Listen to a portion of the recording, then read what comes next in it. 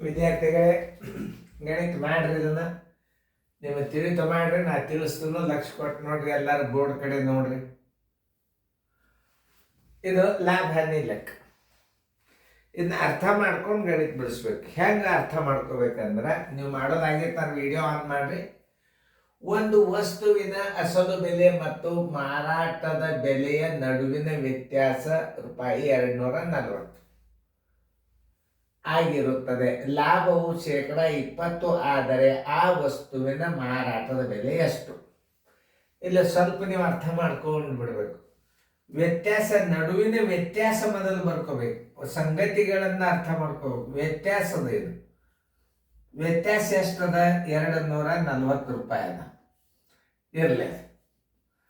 ಆಮೇಲೆ ಶೇಕಡ 20 ಲಾಭ ಅಂದ್ರೆ ಅಸಲು ಬೆಲೆ ಎಷ್ಟು? ಕೊಂಡ ಬೆಲೆ. ಅಸಲು ಬೆಲೆ ಎಷ್ಟು ತಿಳ್ಕೊಬೇಕು? 100 ಅಂತ ತಿಳ್ಕೊಬೇಕು. ಅಸಲು ಬೆಲೆ 100 ಆಗಿರಲಿ. ಆಮೇಲೆ ಲಾಭ ಬರೋಬರಿ 20. ಶೇಕಡ ಮಾರಾಟದ ಬೆಲೆ ಬರೋಬರಿ 100 + 20 = 120. ನೋಡಿ, ಅಸಲು ಬೆಲೆ 100 ಅದ, ಮಾರಾಟದ ಬೆಲೆ ಎಷ್ಟೊತ್ತು? 120. ಇವುಗಳ ವ್ಯತ್ಯಾಸ ತಕ್ಕೋಬೇಕು.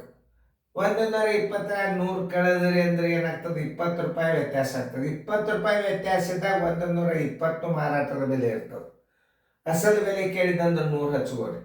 ಹಾಗಾದ್ರೆ ಅದರ ಅಸಲು ಬೆಲೆ ಎಷ್ಟು ಅಂತ ಕೇಳಿದ್ದ ಅಂದ್ರೆ 100 ಹಚ್ಕೋಬೇಕು. ಆಮೇಲೆ ಆ ವಸ್ತುವಿನ ಮಾರಾಟದ ಬೆಲೆ ಎಷ್ಟು? ಈಗ ₹20 ವ್ಯತ್ಯಾಸ ತಕ್ಕೋರಿ ಮೊದಲು, ಅಂದ್ರೆ ನಿಮ್ಗೆ ಗೊತ್ತಾಗ್ತದೆ. ವ್ಯತ್ಯಾಸ ಬರೋಬರಿ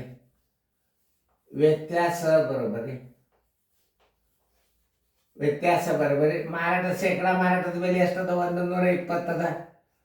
100 ಅಸಲು ಬೆಲೆ ಅದ. ಎಷ್ಟಾಯ್ತು? ₹20 ವ್ಯತ್ಯಾಸ ಆಯ್ತು. ₹20 ವ್ಯತ್ಯಾಸ ಆದಾಗ ಅವ ಮಾರಾಟದ ಬೆಲೆ ಕೇಳ್ಯಾನಂದ್ರೆ 120 ಹಚ್ಚುವರಿ. ಅಸಲು ಬೆಲೆ ಕೇಳಿದ್ರೆ ನೋಡಿ, 20 ವ್ಯತ್ಯಾಸ ಇದ್ದಾಗ 100 ಹಚ್ಚಿದ್ರೆ ಏನಾಗ್ತದೆ? ಅಸಲು ಬೆಲೆ ಬರ್ತದೆ. ಆಮೇಲೆ 20 ವ್ಯತ್ಯಾಸ ಇದ್ದಾಗ 120 ಹಚ್ಚಿದ್ರೆ ಏನಾಗ್ತದೆ? ಮಾರಾಟದ ಬೆಲೆ ಬರ್ತದೆ. ಅದಕ್ಕೆ 20 ವ್ಯತ್ಯಾಸ ಇದ್ದಾಗ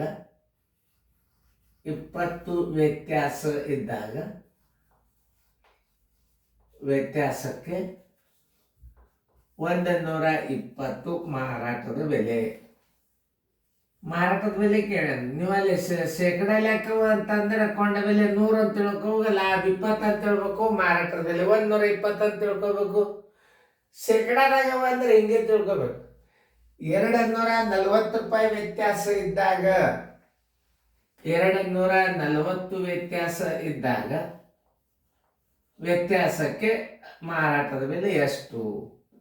240 ಗುಂಡ್ಲೆ 120 ಸರ್ವಾಸ್ ಬಾಗ್ಲೆ 20.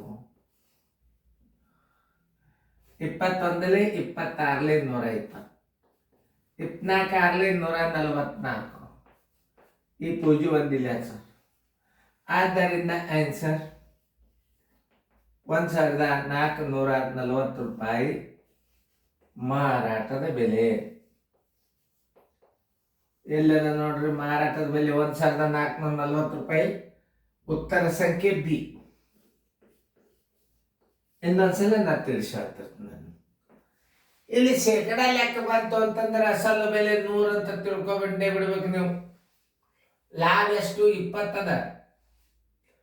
ಆಮೇಲೆ ನೋಡಿ, ವ್ಯತ್ಯಾಸ ಮೊದಲು ಬರ್ಕೋರಿ. ಸಂಗತಿಗಳು ಏನೋ ಅದನ್ನ ಬರ್ಕೋಬೇಕು. ಒಟ್ಟು ವ್ಯತ್ಯಾಸ 240 ಅದ. ಅಸಲು 100 ಆಗಿರ್ಲಿ, ಅಸಲು ಬೆಲೆ 100 ಆಗಿರಲಿ. ಅಸಲು ಬೆಲೆ 100 ಆಗಿರಲಿ.